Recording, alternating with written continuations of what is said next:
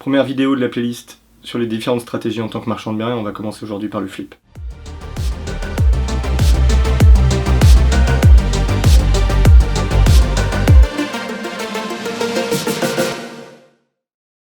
Première chose, le flip c'est quoi? Parce que c'est toujours la question que tu vas me poser, parce qu'il y a différentes façons de le voir. Le flip c'est vraiment l'achat-revente sans absolument rien faire sur l'opération. Okay, c'est-à-dire que tu achètes un bien immobilier de 50 mètres carrés, un T2 de 50 mètres carrés, et tu revends un T2 de 50 mètres carrés. Ok, c'est pas plus compliqué que ça. Maintenant, tu vas me dire, mais ok, c'était gentil, comment je peux faire ce genre d'opération? Parce que voilà. Donc, comment le faire? Il y a plusieurs aspects. En fait, la première chose, c'est, encore une fois, quelle valeur tu vas donner au bien. La première valeur, ça va être d'avoir tout simplement trouvé un bien en dessous du marché, une anomalie de marché. Et en fait, la valeur que tu vas donner, c'est la recherche constante d'opérations grâce à une routine que tu auras mis en place qui va te permettre à un moment de détecter des biens on market, je vais parler vraiment pour les stratégies sur internet, en tout cas des biens qui sont à la vue de tout le monde, et les détecter tout de suite et de te positionner très vite sur l'anomalie de marché. Alors se positionner vite, ça n'a rien à voir avec le flip, ça c'est la préparation. Encore une fois, tu es entrepreneur, tu souhaites faire du marchand, tu te dois de commencer à impérativement préparer les choses pour à chaque visite pouvoir faire ton offre à sortie de ta visite et pas attendre de rentrer chez toi, de te poser des questions, de demander validation à Pierre-Paul Jacques pour appeler et te rendre compte que l'anomalie de marché elle était partie à la deuxième visite. Ça c'est primordial et c'est souvent quelque chose que les gens demandent la baguette magique. Comment pouvoir avoir ses biens en dessous du marché? Il faut juste se positionner vite, en tout cas pour le on market. Pour le off market, c'est le même principe, il faut pouvoir se positionner vite, parce que l'anomalie de marché elle arrive, mais il faut aussi avoir travaillé son réseau depuis longue date, et de gagner la confiance de ses partenaires. Ok, alors tu vas me dire comment je fais, etc. Tout simplement, encore une fois, en gagnant en crédibilité, en connaissant ton marché, et en te positionnant et en faisant des offres à chaque fois que tu visites. Faut se mettre à la place des apporteurs d'affaires, quels qu'ils soient, agents IMO, notaires, etc. Ils en ont marre de te passer des coups de fil en priorité, puis que soit t'es pas le temps, parce que t'as ton job à côté, donc encore une fois, se professionnaliser, faire les choses à temps plein, ça aide. D'ailleurs, on a déjà eu des membres qui, avant de quitter leur job, ont eu des appels dans l'après-midi auxquels ils n'ont pas pu répondre et ont loupé l'offre parce qu'ils y sont allés l'après-midi, c'était trop tard. Mets-toi à la place de l'agence immobilière, elle a un bien off-market qui arrive, elle doit aller vite pour obtenir le truc parce que la personne sait, ou soit elle veut vendre vite, soit elle sait que c'est un peu en dessous.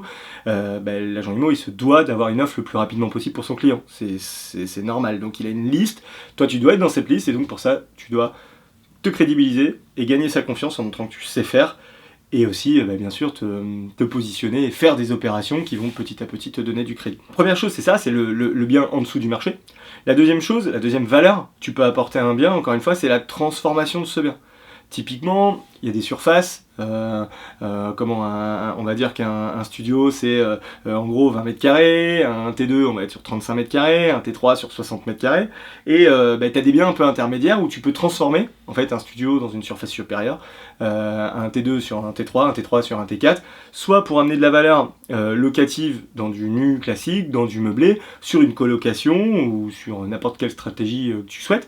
Mais là tu vas me dire, du coup, il y a des travaux, et comment tu fais? Mais t'es pas forcément obligé de faire les travaux. La valeur que tu vas amener, c'est la visualisation du bien, augmenter son potentiel, et amener ton réseau à ton client, pour lui amener ton réseau d'artisans, ton maître d'œuvre, s'il y a un maître d'œuvre, suivant la perception, et puis la fiscalité, l'épauler sur toute cette fiscalité qui va être mise en place. C'est-à-dire que là, tu as quelqu'un qui est un novice, qui maîtrise pas du coup l'immobilier, qui va simplement se dire... Bon je te fais confiance parce que tu m'as prouvé que, et du coup tu peux vendre à un prix au-dessus du marché parce que tu as résolu les problèmes que lui n'est pas en capacité de résoudre. Alors tu comprends bien que si en plus tu ajoutes le bien on-market ou off-market en dessous du marché à cette stratégie de mise en confiance, ce que nous on appelle un top 20, c'est-à-dire que c'est quelqu'un proche de toi, alors c'est pas ton oncle, ta tante forcément, c'est quelqu'un proche de toi à qui tu as expliqué l'immobilier, avec qui tu es en phase, en fait, quelqu'un qui veut vraiment investir dans l'immobilier et qui est en confiance avec toi. Ça c'est important, la confiance avec toi c'est important pour le top 20, et donc tu comprends bien que quand tu allies les deux stratégies, tout de suite tu vas gapper sur des niveaux supérieurs.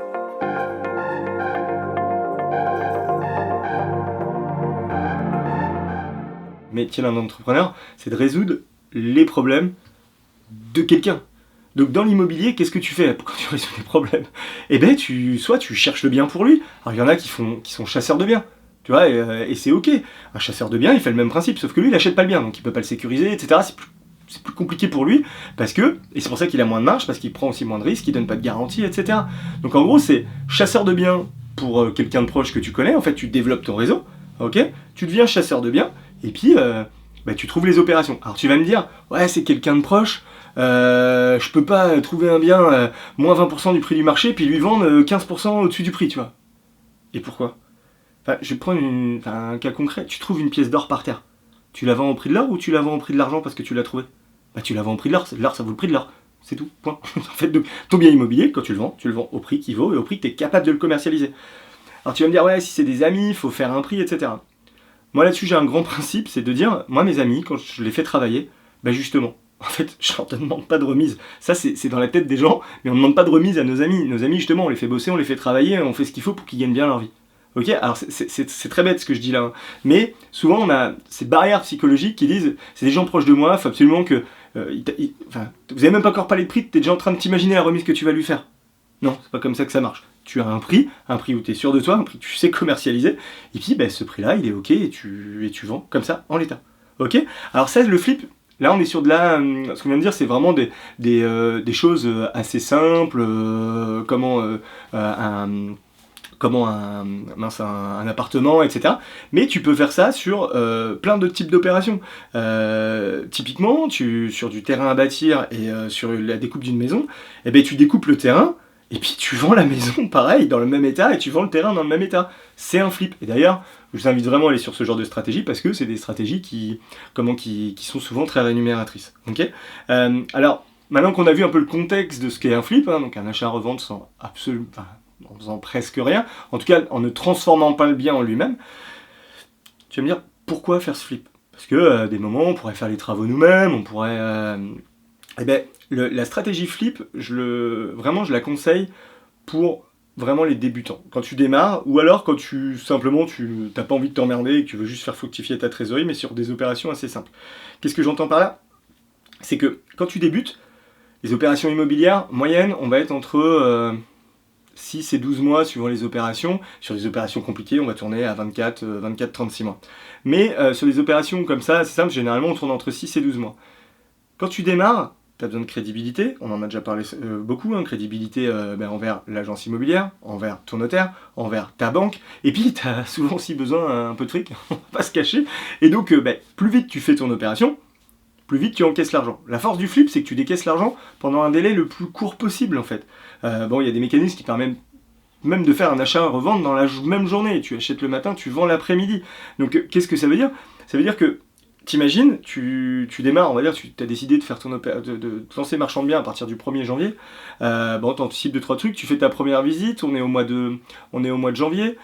Le temps que tu passes sous compromis, etc., tu arrives à ta réitération pour le mois d'avril, et tu recommercialises et tu revends assez rapidement. On va pas faire un flip parfait, mais on va se dire pour le mois de mai. C'est-à-dire qu'en 5 mois, au moment où tu as décidé de ton début d'activité, tu as rentré ton premier résultat. Enfin, ta première marge brute. Ça veut dire quoi? Ça veut dire que tu es en capacité de faire une situation provisoire, de la montrer à ton banquier, donc que lui il se dise, c'est bon, il a réalisé une opération. Je le dis souvent, c'est quand même l'inverse du locatif, le marchand locatif, on te prête, puis un jour on te bloque. Ok, le fameux plafond de verre qui fait qu'à un moment, il faut trouver d'autres stratégies pour lever du cash et avancer. Le marchand, c'est l'inverse. On te prête pas, et ensuite petit à petit on te prête. Donc plus tu vas enchaîner tes premières opérations rapidement, plus tu vas obtenir ce fameux levier bancaire qui est important. Donc je parle souvent, hein, donc tu vas avoir le levier cash. Alors cash, c'est l'apport plus le levier bancaire. Hein. Donc là tu obtiens le levier bancaire plus facilement. Le cash, vu que tu as fait une opération, tu en as un peu plus, donc tu augmentes ton levier, t'augmentes le cash disponible pour l'apport, tu augmentes ton levier bancaire. Et aussi, on parle du savoir-faire et de l'expérience. Tu comprends bien que si tu as fait une opération dans le savoir-faire, tu t'es amélioré forcément. Donc tu gagnes en crédibilité, sachant que le savoir-faire, dans le marchand de biens, on continue toujours à progresser. Et c'est pas parce que tu as fait une typologie d'opération qu'on t'autorise sur les autres opérations. Et ensuite, tu as le levier expérience. Mais le levier expérience, c'est vraiment d'avoir fait. D'avoir montré que tu sais faire et que tu fais. Et donc, en fait, très rapidement, grâce à cette stratégie, tu développes les leviers nécessaires pour pouvoir accélérer en marchand de biens. Alors tu vas me dire, dans ce cas-là, pourquoi je ferais pas ça tout le temps? Parce qu'en fait, ça paraît simple et tout. Le problème que tu as, c'est que c'est souvent quand même des petites opérations. Et en fait, tu comprends que si, imagine, tu fais 20 opérations en flip, tu vas aller tu multiplies par 4, tu vas aller 80 fois chez le notaire. Pourquoi? Parce que toi, il faut que tu fasses le compromis, faut que tu fasses la réitération pour ton achat, et il faut que tu fasses la même chose pour ta vente. Donc, si tu fais 20 opérations avec des petits montants de marge, parce que voilà, sur 20 000, 30 000 euros de marge, c'est génial, hein, les résultats, là, quand tu les vois, tu fais le calcul, hein, 20 x 20, oh putain, super, enfin 20 000 x 20, la marge, elle est exceptionnelle, ok. Par contre, tu es allé 80 fois chez le notaire. Fois le temps que tu prépares, que tu reçoives ton compromis, que tu l'analyses, que tu te déplaces, que tu discutes, que tu repartes, parce que c'est comme ça que ça se passe, bah, t'as bouffé une demi-journée à chaque fois. Hein. Bah, donc t'es parti pour 40 jours de notaire, 2 mois de boulot. Donc on se rend pas compte en fait de l'impact que ça a, c'est-à-dire que je parle souvent avec les membres d'appuyer là où tu as le plus de valeur par rapport au temps passé en face de ça. Donc c'est-à-dire que cette stratégie est très efficace pour démarrer, très efficace quand t'as pas envie de trop t'emmerder et de dire bon ben voilà, l'opération elle est arrivée, je vais la sortir mais je veux pas m'emmerder, je veux pas faire les travaux, etc. Donc je baisse ma marge mais je le fais. Par contre, de se concentrer uniquement sur cette stratégie, c'est une erreur, fondamentalement, parce qu'en fait, tu n'arriveras pas à passer les strates petit à petit de se dire, bah, je peux me mettre de l'action là où les marges sont quand même beaucoup plus intéressantes.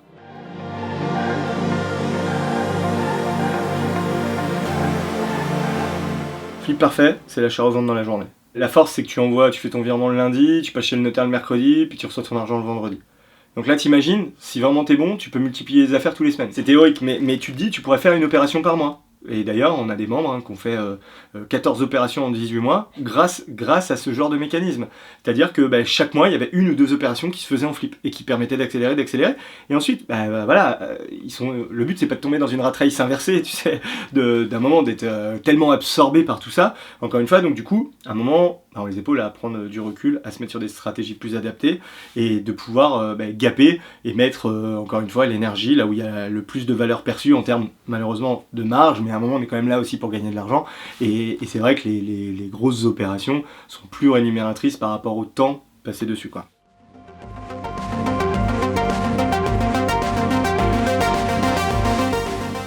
Et en fait, hein, la vraie stratégie flip, ce qui est important, c'est ce que j'ai dit tout à l'heure, c'est de détecter un bien, alors le moins cher possible, en dessous le prix du marché, enfin voilà, d'avoir une vraie analyse, et de donner de la valeur perçue pour quelqu'un à qui tu règles le problème. Donc en gros, tant que tu as fait cette stratégie-là, c'est ok, il faut simplement, encore une fois, cibler le bon prospect. Tu vas pas aller vendre un bien en rendement, je sais pas, prenez un exemple concret.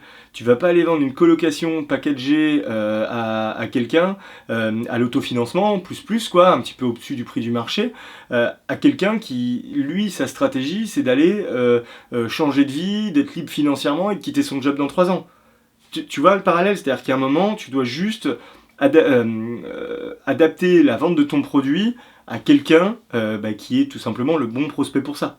Écoute, si tu veux aller plus loin sur le flip parfait et sur les différentes stratégies qu'il peut y avoir, je t'invite à télécharger mon livre et à t'abonner à la chaîne YouTube.